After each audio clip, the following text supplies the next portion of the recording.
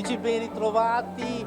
Riparte la stagione 2023 di Viaggiando con l'Arte, la rubrica che vi porta nel lato trevigiano, nel Basso Feltrino, alla scoperta dell'arte a 360 gradi. Siamo quest'oggi a Tarso, siamo alla presentazione del libro scritto da Rodolfo Biagioni. Che dire, si riparte alla grande con un bel testo, un bel libro. Raccontaci cosa hai voluto trasmettere ai lettori.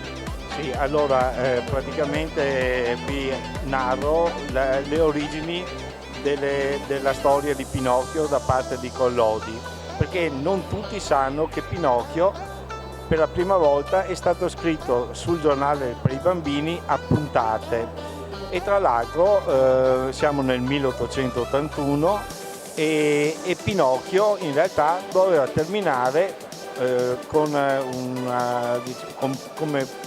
Pinocchio impiccato alla quercia grande, e quindi con una storia di carattere morale, perché chi segue le cattive compagnie alla fine fa una brutta fine. E quindi ho voluto proprio realizzare una stampa anastatica che riproduce proprio le puntate di Pinocchio sul giornale per i bambini.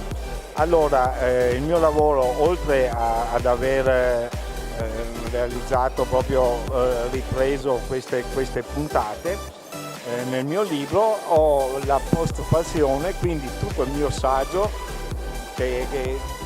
sull'origine di queste puntate, ma prima anche con alcuni accenni sull'origine del giornale per i bambini, che era il primo giornale italiano sul modello dei giornali illustrati francesi, inglesi e soprattutto americani, e quindi ha anche questa importanza. E proprio Collodi è il primo a proporre questi articoli, questa storia di Pinocchio sul giornale, e poi aveva fatto finire la storia con Pinocchio impiccato, ma vuoi per le proteste di bambini che amavano questo personaggio, questo burattino, vuoi per le insistenze di Guido Biagi, il direttore nominale di questo giornale, e successivamente nel 1882 realizza le nuove puntate,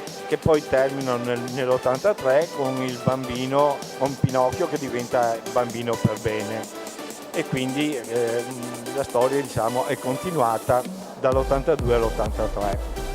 Il libro poi, oltre a descrivere le immagini che ci sono, che accompagnano le puntate di Pinocchio, che in realtà non hanno molto a che fare con la storia, invece l'altra parte del libro, della postfazione, praticamente riporta tutte quelle immagini che forse hanno influenzato Collodi nello scrivere proprio il testo, e quindi accompagnano proprio in base alle puntate queste immagini che probabilmente hanno influenzato Pinocchio.